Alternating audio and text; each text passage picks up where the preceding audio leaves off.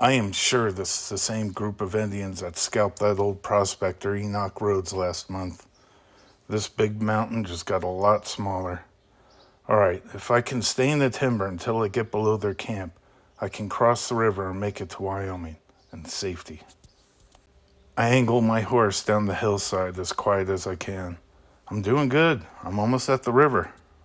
Out of nowhere, a deep, angry voice bellows out of the timber directly behind me. The voice is so deep and close, it feels like it came from inside me. Raising up in my saddle, I spin around. A white flash of terror fills my body, raising the hair on the back of my neck and arms. In less than a second, I level my rifle on the sound. A tall, feathered, painted, fierce-looking Indian rides out of the thick timber. Looking into his eyes, my finger is on the trigger. His expressionless face gives no sign that he is in danger of being shot by me. He raises his hand as though to stop me from pulling the trigger. He rides right up to me, as straight and stiff as a statue, his eyes cold, looking right through me. There has to be more of him. Am I surrounded? Do not take your eyes off of him. I've got to come up with something or I am going to be scalped. You see, white man? I say to him, wanting him to think I am lost in this country. No, he bellows like a lion roaring. Why you come here? This is my land, my horses, my deer. Where are you going? How does a young 14-year-old pioneer boy from Utah end up in a situation like this? How did I end up being an outlaw? Well, it was over a girl, of course. In the summer of 1878, I lived at a Mormon settlement in Levin, Utah. I was raised in a pioneer setting, taking care of the family ranch while my parents operated a store in town. I didn't wear shoes until the age of 8. I was always shooting a gun. By the time I was 11, I was breaking broncs and selling them. I dreamed of being a cowboy. That summer of 1878, I was head over heels for Alice Saby. Looking at her would make my heart do funny things. Walking next to her made me feel like a bird flying high in the sky, soaring and swooping. It gave me an almost sick feeling in my stomach. In those days, it was common for young boys to line up outside the meeting hall on Saturday evening. We would wait for that special girl to come out and then escort her home. It was a funny sight to see all those bashful Mormon boys lined up. Things was going good with me and Alice. That is until Andrew Hendrickson, a boy who was a few years older and bigger than me, got in the way. He was known as a bully around town and was jealous of Alice and me. One evening, as I was getting ready to escort Alice home, Andrew showed up with all of his friends. As I held out my arm for Alice to hold as we walked, Andrew grabbed her other arm, much to the delight of his friends. So there we are, me on one side of Alice and him on the other. I've never been so mad. In protest, I told him, "She don't need another escort. Let go." Jeering, Andy reached around in front of Alice and twisted my nose. A wall of fire and rage reached up from deep inside of me. Fire filled my eyes. Andrew's taunting continued all the way to her house, his friends joining in whenever they could. By the time we made it to Alice's house, she was plumb scared. My arm shook with rage as I released hers. She ran inside. My attack was swift as I picked up a rock and slammed Andrew in the head, knocking him to the ground.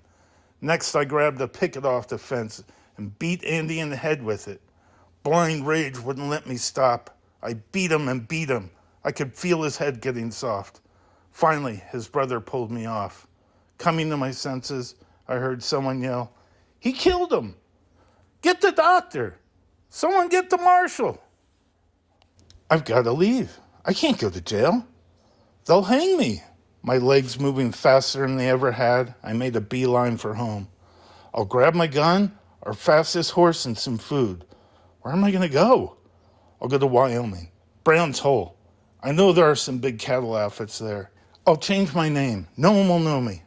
Arriving at home after dark, I gather my rifle, bullets, and a loaf of bread. I tell my parents I'm leaving and mount our fastest horse. I figure out my route to Wyoming as I ride. It will be a dangerous route, I know. There will be hostile Indians in the mountains. Gosh, they just scalped that man last month. It doesn't matter. I have to make it. I am not going to jail. I rode all night. At times I would hear pursuers behind me or see something in the brush ahead. My imagination was getting the best of me.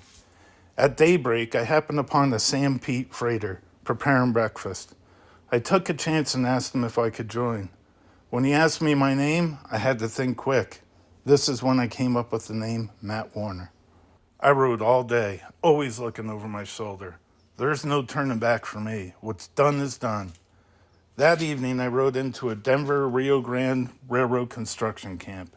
They had a big tent saloon and gambling dive. The whole crew was in there drunk and trying to spend their money. I helped a teamster take care of his horses, and wouldn't you know it, he gave me $6 silver. I didn't have a cent to my name and needed that money real bad. It's funny how things work out sometimes. By noon that next day, I had made it to the mountains. Wyoming was just on the other side. By now I wasn't thinking about my pursuers so much, and was more thinking about the Indians in this area. They didn't like anyone coming through this country, and had a nasty way of telling you such. Little did I know, I was about to land myself in a whole heap of trouble. All at once I heard the snapping of trees all around me. I was most certainly surrounded by the tribe, and that fierce warrior in front of me was likely the chief. My heart sunk into my belly and then my feet. Think fast, think fast! The sweat running down the back of my neck tickled, but I don't dare make a sudden movement. The only way I am going to get myself out of this is with my tongue. I'm just passing through, fast and light for Wyoming, I tell him. He just sat there on his horse, stiff and straight. His face looked like it was carved from wood, expressionless, his eyes piercing through me. With the sound of dry branches breaking, a whole passel of Indians appear through the timber. They do not look happy. I lower my rifle. It's not going to do me much good. How do I get out of this? Think! I'm real hungry, rubbing my stomach. You trade for meat? His face lightened slightly. I think I'm heading in the right direction. What you have? He says with a growl. Reaching in my pocket, I pull out my $1, hoping they won't kill me and take everything. Moments pass, their stone-cold faces staring at me. Without saying a word, the chief slowly rides past, motioning me to follow. Am I following him to my funeral, or is he going to trade with me? I follow him to the very camp I was trying to avoid, a flood of emotions washing over me. Boy, I'm in a pickle. Following the chief, we enter a clearing, and I am presented with the most beautiful mountain valley covered in blue and red flowers. A crystal clear river makes its way through the rich green grass filling the valley bottom. In any other circumstance, I would have paused to admire its beauty. They had made their camp above the river on a southern-facing slope. The late afternoon sun highlighted the 50 or more teepees sprawled out on the landscape. Smoke rising up from the cooking fires mixed with the crisp mountain air to give an appeasing, almost sweet smell. The whole camp stops their activities as we ride in. Squaws and their papooses staring at me, eyeing up what their warriors have brought home, no doubt wondering what the best way to cook me will be. At any moment, I expect to be ripped off my mount. I never should have gone this way. What have I done? What was I thinking? The chief comes to a stop. In one flowing movement, he is on the ground. Well, this is it. I think of my mom and pa, such good people.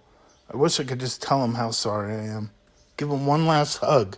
The chief walks over to the smoking rack, grabs a hind quarter of deer, and hands it to me.